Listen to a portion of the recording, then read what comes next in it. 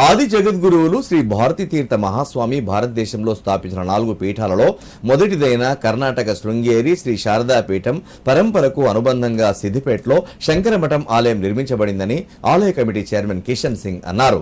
అలాగే జగద్గురువుల ఆదేశాల మేరకు ఆలయంలో ప్రతి నెల పౌర్ణమి రోజు చండీయాగం, మాస శివరాత్రి రోజున శతరుద్రాభిషేకం, అన్నదాన కార్యక్రమాలు జరుగుతాయన్నారు.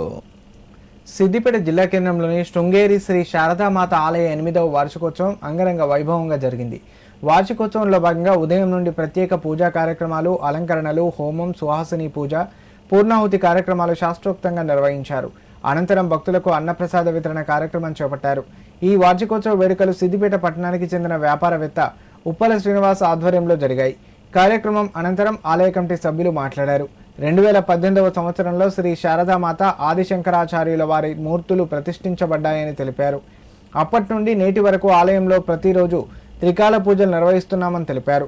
ప్రతి పౌర్ణమి, మాస శివరాత్రి రోజున జరిగే ప్రత్యేక పూజా కార్యక్రమాల్లో సిద్దిపేట ప్రాంత భక్తులు అధిక సంఖ్యలో పాల్గొని ఆ దేవతామూర్తుల ఆశీస్సులు పొందాలని కోరారు.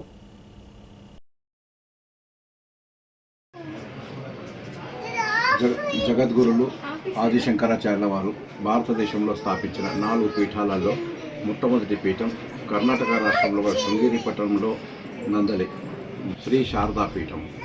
ఈ శారదా పీఠం అప్పటి నుంచి ఆ పరంపర ఆదిశంకరాచార్య వారి నుంచి మొదటి నుంచి పరంపర ఇప్పటి వరకు కొనసాగుతున్నది.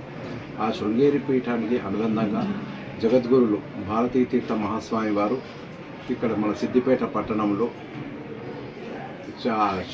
శంకరమఠం ఆలయం నిర్మాణం చేశారు.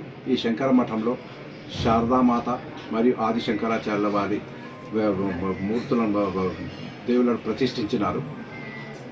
2018 సంవత్సరంలో ఇట్టి దేవాలయాల ప్రతిష్ఠ జరిగిన తర్వాత అప్పటి నుంచి ఇప్పుడు నిరంతరాయంగా ప్రతిరోజు మూడు పూటల పూజలు, త్రికాల పూజలు జరుగుతున్నవి.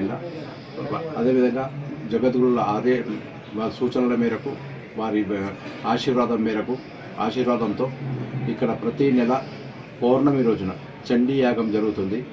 అదేవిధంగా ప్రతి నెల మాస శివరాత్రి రోజున శతరుద్రాభిషేకం కూడా జరుగుతున్నది. ఈ పర్వదినాలలో భక్తులు అధిక సంఖ్యలో పాల్గొని ఈ అమ్మవారి కృపకు పాత్రలవుతున్నారు.